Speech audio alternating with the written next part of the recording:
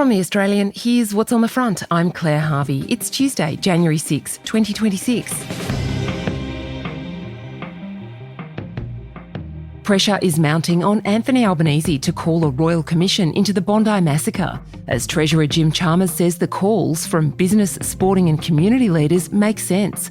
That's as the government prepares to recall federal parliament early to debate new laws, and the states scramble to bring their outdated gun registers up to scratch.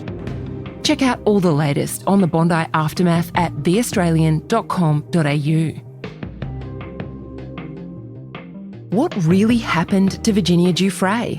As her family wrangles over the American-Australian mother's estate, her impact is still reverberating in the United States, Australia, and especially the United Kingdom. The man once known as Prince Andrew, Duke of York, is starting the new year as plain old Andrew Mountbatten Windsor. That's after the King decided to evict him from a mansion on the Windsor estate and consign him to wintry Norfolk. Today, I speak with one of our most thoughtful and experienced journos, Paige Taylor, about how she suddenly found herself reporting the mysterious last days of Andrew's accuser, Virginia Giuffre.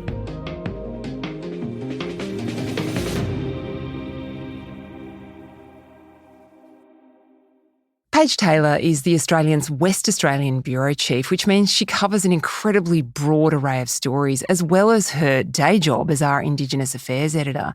Paige, how did you come to be reporting on Virginia Giuffre, who was one of the accusers of Jeffrey Epstein and Prince Andrew, earlier in 2025? I remember I saw an Instagram post by Virginia Giuffre, and it was that now quite recognisable photo of her in what appeared to be the back of an ambulance with bruises all over her face. And the message underneath was really detailed and quite distressing. And I thought, this is extraordinary. This year has been the worst start to a new year, but I won't bore anyone with the details. We've used an AI voice to read Virginia Giuffre's post. But I think it's important to note that when a school bus driver comes at you driving 110 kilometers, as we were slowing for a turn, that no matter what your car is made of, it might as well be a tin can. I've gone into kidney renal failure. They've given me 4 days to live, transferring me to a specialist hospital in urology. I'm ready to go, just not until I see my babies one last time. But you know what they say about wishes. Shit in one hand and wish in the other. And I guarantee it's still going to be shit at the end of the day. Thank you all for being the wonderful people of the world and for being a great part of my life. God bless you all. Virginia. So I immediately looked around to see whether the Australian knew about this. Our London correspondent, of course, Jacqueline Bagnay, was already onto it. And a few hours from then, I was up and working and helping Jacqueline get that story together. She was clearly a woman who at that time of her life was in some distress. Apart from what seemed to be physical injury, she was posting on Instagram about a messy family situation. She was clearly very unhappy. What was your sense of the truth of what had happened to Virginia Giuffre? I was pretty doubtful. I have to be candid about that because the timings of that photograph and her arrival at the hospital, once I'd established the arrival time, it didn't match. To me, it seemed like the photo had been taken sometime earlier, perhaps from an earlier hospital visit, which immediately made me sceptical about other things she was saying. And then I established that the bus crash she'd referred to happened on March 24, not that day, not in the early hours of April 1 or even in the last few hours of March. It had been a week earlier. I also established she wasn't a renal patient at the hospital she was taken to. When you hear that something isn't right, you start to wonder what else isn't right, and it can make things you are saying that are true questionable. So I was trying to withhold judgment about that, but I was also aware that the more I looked, the more the statements in that social media post were just not right. I could tell that something incredibly awful was going on in this person's life to even make a social media post like that. There needs to be a certain level of chaos, right? That dawned on me pretty quickly as well. I started to feel a lot of sympathy for this person too. She was obviously not in a good place. I don't mean physically. I mean, she was clearly in a lot of distress. Not long afterwards, a few weeks later, she was found dead at her home in Near Gabby in Western Australia. What do we know now, Paige, about what caused her death? Well, I know there's been a lot of speculation about whether or not it was suicide. That seems fairly plain on the evidence that has become public so far. It does look that she took her own life, and that was at the end of a long period of torment. She had been suffering for a long time. Her marriage had broken up. According to her social media posts, she had no contact with her children. And I think the episode at the hospital was fairly calamitous. It must have been a world of pain for her. 6 months later, her memoir was published, Nobody's Girl.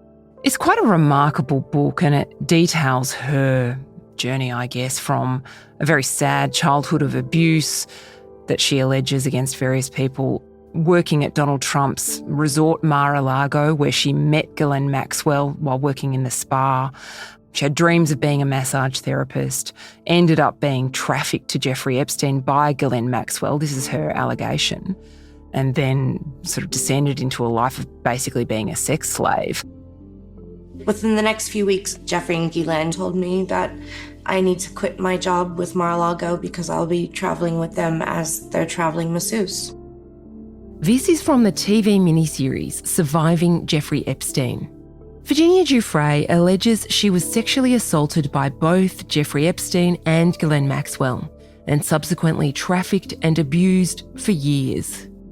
It was abuse straight away from both of them. I got paid $200 and the butler drove me home. The book had a massive impact, didn't it? It really did. And reading it makes me sad every time I go back to that book, that it didn't come out while she was alive. She never got to see the reaction to that book.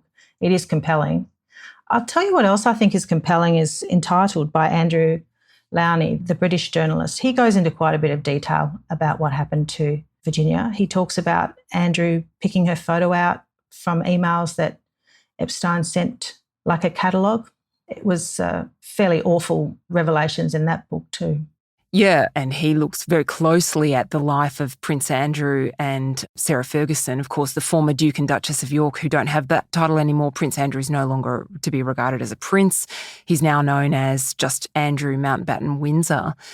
Was your sense, just from observing Virginia Giuffre and reading her words page, that the King's decision to strip all those honours from Andrew, to kick him out of his house on the Windsor estate, is that something that she would have wanted? I think so.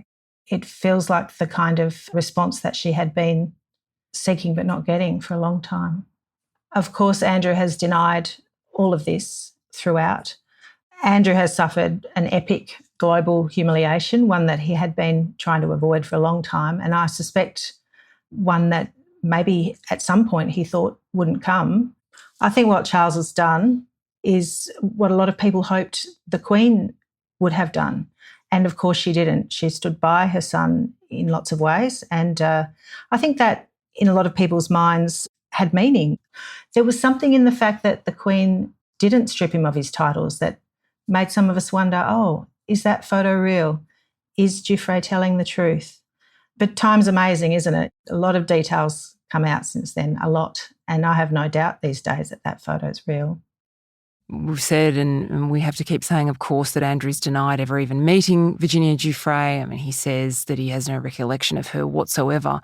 You'd expect he's going to stick to that now. I mean, the life that awaits him now is sad, isn't it? He's going to end up on the Sandringham estate, apparently now in Norfolk. Very bleak, very lonely. Ghislaine Maxwell, the person who allegedly trafficked Virginia, then Roberts, to Jeffrey Epstein, is also in prison, now on some sort of minimum security prison farm, I believe. I'm calling BS on this because that's what it is. He knows what happened. I know what happened. And there's only one of us telling the truth, and I know that's me. This is Virginia Giuffre speaking to the BBC's program Panorama. I implore the people in the UK to stand up beside me, to help me fight this fight, to not accept this as being okay. This is not some sordid sex story. This is a story of being trafficked. I was at a lunch recently, Paige, where an older lady was saying she didn't believe any of what Virginia Giuffre claimed, that, she was just a prostitute and that she was probably starstruck by meeting the prince and the book was an attempt to get attention. I know you and I have a pretty different view about that. There's a value, isn't there, in a memoir like that, in kind of setting out how you go from being a innocent young girl to being a kind of abused victim. Some people call it my truth.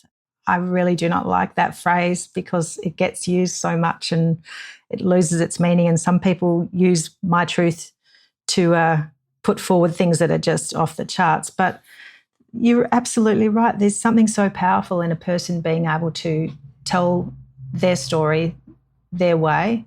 And it doesn't mean it's the definitive version, but I feel like I understand a lot more having read that book and have a lot of sympathy for that girl. I got an email from a reader a few months ago which has made me think, it stayed with me. And this reader said, Virginia did not have to do those things. She did them for money. And even on Virginia's own version of events, that's absolutely right. She did do those things for money, but she was a 17-year-old girl and she had been abused and perhaps she thought that was her only option. Whichever way you look at it, it's still terribly sad that a 17-year-old girl was being picked out like an item from a catalogue and told, and this is who you're with this evening. That's the evil of a predator, isn't it? To pay a victim, to make them feel like they're participating in a transaction, as if $200, which is what she says she got paid for that first encounter with Jeffrey Epstein, in which they both, according to her, abused her. That's not enough for your innocence, is it? I mean, I'm old enough to have been Virginia's mother in 2001 when she was introduced to Andrew, according to her. And it's pretty grotesque to me. What's wrong with someone who wants to pick out a 17-year-old? And I don't get it myself. And I think there are a lot of people my age who don't like it.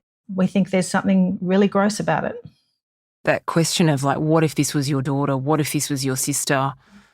What if this was you at 17? I look back at myself at 17 and I wouldn't have had the ability to say no to powerful, rich people who wanted me to do something, even though I came from a stable, loving home.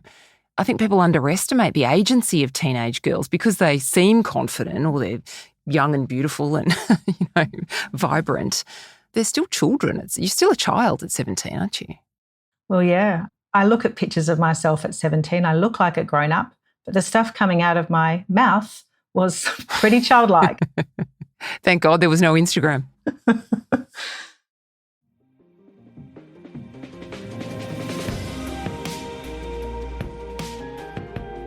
Paige Taylor is the Australian's Indigenous Affairs Editor and West Australian Bureau Chief. You can check out her reporting anytime at theaustralian.com.au.